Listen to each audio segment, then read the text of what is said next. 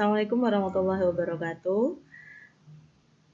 Sebelum kita menyusun artikel jurnal ilmiah konseling religi untuk Vita dan teman-teman bimbingan skripsi saya dengan saya ya sebagai pembimbingnya di Prodi BKI. Kalau masih ada bimbingan saya yang di Prodi BKI selain Vita, maka kita perlu mengetahui pedoman penulisan naskah jurnal konseling religi. Nah, nih pedoman penulisan naskahnya itu ada di ini. Ini kan ini ya home. Kita kembali ke home dulu. Ini websitenya konseling religi. Ini home. Nah, pedomannya itu ada di outer guidelines ya. Di outer guidelines di sini ada. Di sini juga ada nih outer guidelines ya. Di outer guidelines ini kita klik, kemudian nah ini ada outer guidelines, ini pedoman untuk penulisannya dalam bahasa Inggris. Ini kalau masih belajar mau dalam bahasa Indonesia, jadi website ini redaktur jurnalnya juga menyediakan file of outer guidelines can be downloaded here, English version dalam bentuk bahasa Inggris atau Indonesia version bahasa version ya. Here kita klik. Nah, ini saya sudah sediakan. Nah, terbukalah ini. Di pedoman penulisan naskah jurnal konseling religi jurnal bimbingan konseling Islami jurusan dakwah dan komunikasi IAIN Kudus. Jurnal konseling religi, jurnal konseling Islami menerima tulisan dalam bentuk artikel. Tulisan yang masuk akan diseleksi oleh tim editor. Tulisan wajib memenuhi syarat berikut. Yang pertama, sebelum mengirim artikel, penulis harus melakukan registrasi di web Open Journal System Jurnal Konseling Religi. Bisa diakses di sini. Nah, nanti ada video tutorialnya tersendiri ya. Kemudian, artikel harus sesuai dengan fokus dan ruang lingkup Jurnal Konseling Religi dan sesuai tema yang sedang berjalan. Ya. Kemudian, artikel adalah hasil tulisan peneliti dan tidak terindikasi plagiasi, dibuktikan dengan hasil cek plagiasi oleh tim editor, batas toleransi plagiat 20%. Kemudian artikel belum pernah diterbitkan di jurnal maupun media penerbitan yang lain atau sedang dalam proses penerbitan di jurnal lain. Jadi ngirim satu artikel ke satu jurnal saja ya. Tulisan merupakan hasil penelitian atau kajian konseptual.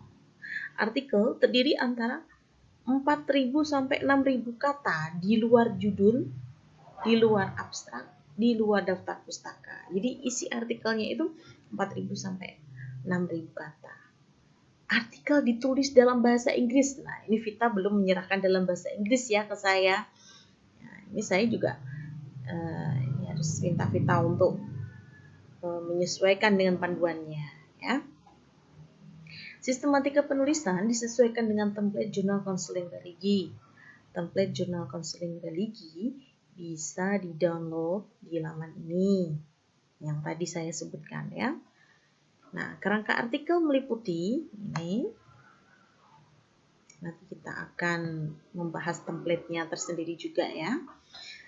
Kerangka artikel meliputi judul. Judul ditulis dengan huruf tebal atau bold warna hitam berisi maksimal 16 kata. Tidak boleh ada kalimat yang disingkat. Jadi misalnya kalimat ya yang disingkat gitu. Sebetulnya biasanya si kata yang disingkat gitu ya. Dan itu pakai simbol dan, kemudian yang itu YG ya gitu. Terhadap THD gitu atau THP gitu. Jangan. Tidak, nama penulis tanpa gelar ditulis tebal, instansi penulis dengan kota dan negara, alamat email penulis, abstrak berisi 150 sampai 200 kata. Kemudian abstrak juga berisi ruang lingkup penelitian, objek, tujuan, metode, hasil.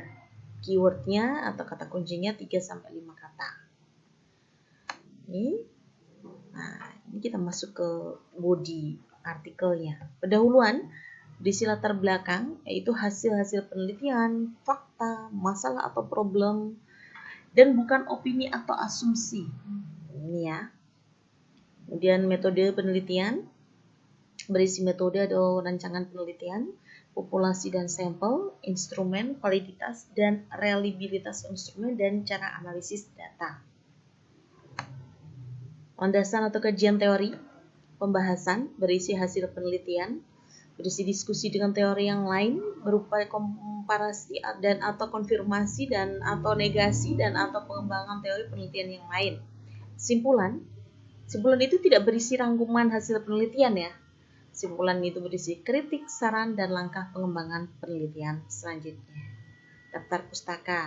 Penulisan referensi dan daftar pustaka menggunakan American Psychological Association atau apa? Style edisi yang ke-6 dengan halaman di body note-nya. Kemudian referensi yang digunakan maksimal 7 tahun terakhir. Disarankan menggunakan manajemen referensi Mendeley atau Zotero.